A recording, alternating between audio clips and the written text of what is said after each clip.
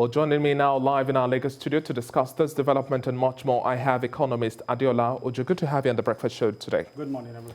Now, dealing with recovery in terms of the manufacturing sector, it's a slow pace we're seeing at this point in time because of the hit of the COVID-19, the first and second wave. But because of the low oil prices that we've seen dwindling reserves, we have not had capital importation as much as we ordinarily had pre-COVID-19 levels.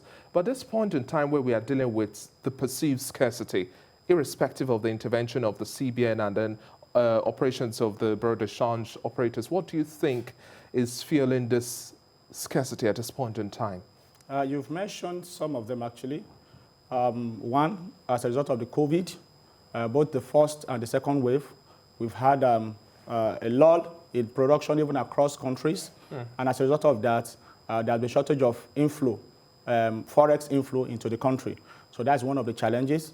And I think, secondly, apart from the issue of COVID, even the structural situation in the country is also a factor. We've seen so many challenges last year, apart from COVID, NSAS challenges, and so many other challenges that actually erupted, affected manufacturing, affected even the economy as it is. And you know, whatever affects the economy in one way or the other is going to have this resultant effect even upon manufacturing. So I think those are some of the factors responsible for those challenges. And another critical issue we have is the fact that most of our Nigerian manufacturers are heavily dependent on the importation of raw materials. Yes, we have some restriction in terms of forex for importing certain materials, but for those that still meet the criteria, not having access to forex at this point in time also strangulates the economy much further. This is a stifling situation we have. Then we cannot make any mention of a recovery if they don't have access to these funds.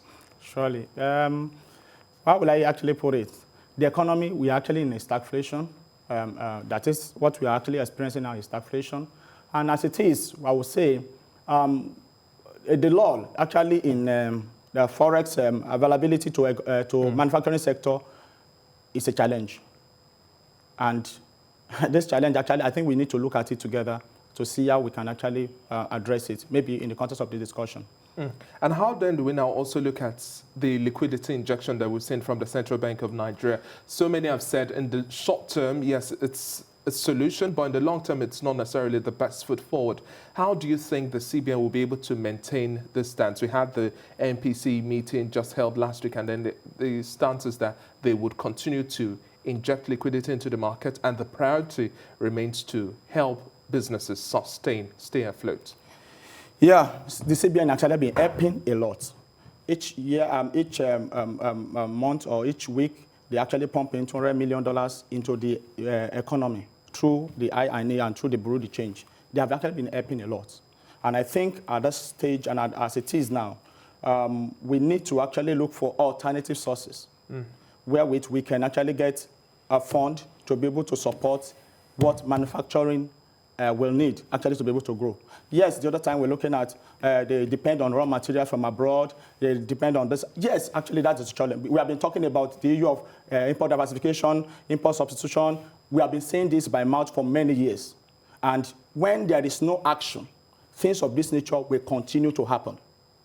Because when we are dependent on raw materials from China, from UK, and there are challenges over there, it's going to have a resultant effect on us.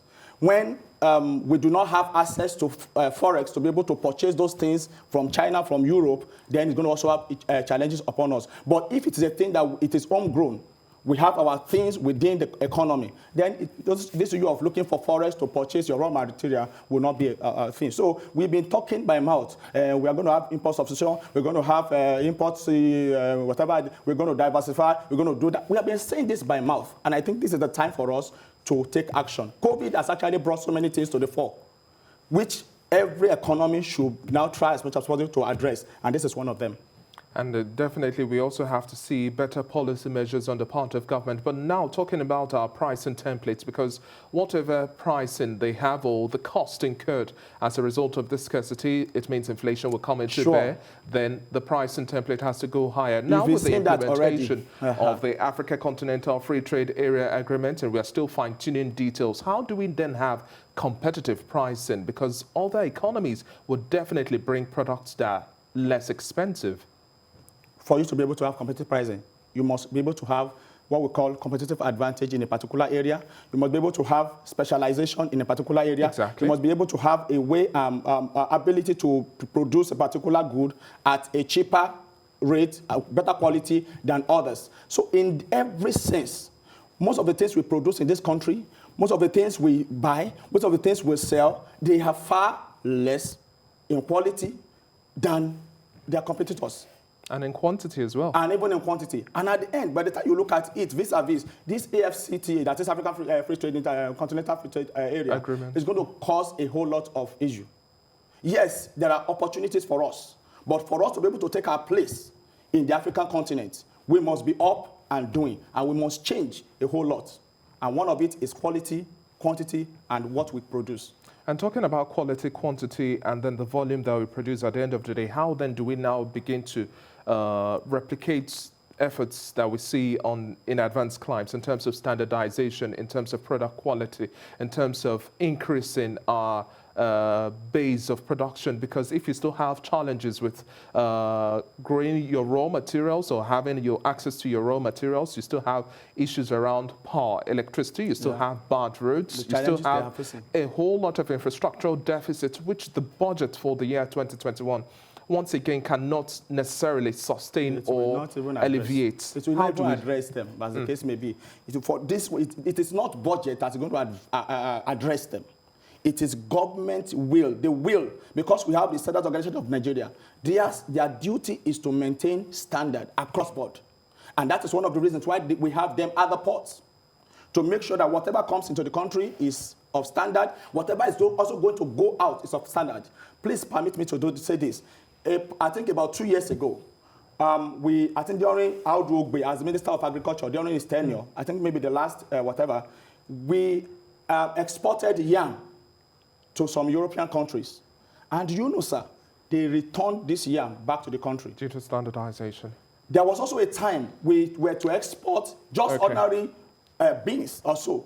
I think by the time we got there, it failed quality tests, and they had to return it. So in one way or the other, the Standard Organization and all other standard organizations that are in the country, actually, it's not about your budget. It's about being up and doing. NAFDAC did this at a particular period, but they have shark on their responsibility now. We'll just have to consolidate on all of these efforts and see that we have improved manufacturing and production in Nigeria, and all of the services along that value chain would also hope to see. It's going to help the country a whole lot. It's going to address our employment challenges and other things in the country. Thank you very much for your time today, Adiola Ojo. So it's been a pleasure speaking with you. Thank you very much.